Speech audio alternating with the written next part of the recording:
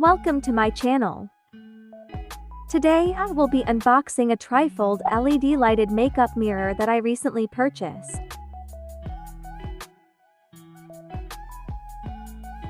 First I will be showing all the parts that came in the box.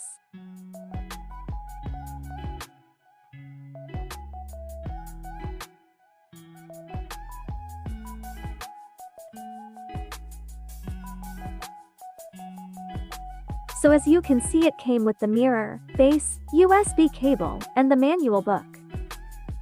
Here is the base of the mirror to stand it up. Here is the front of the mirror when closed.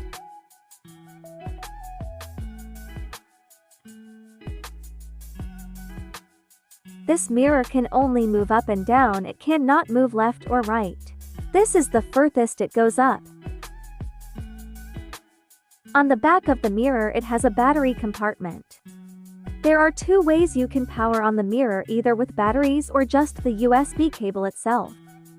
Here's how it looks put together. It also has a 2x mirror and a 3x. This mirror did not come with a box for the USB cable, nor does it come with batteries. So those are two of the things you will need to get separately.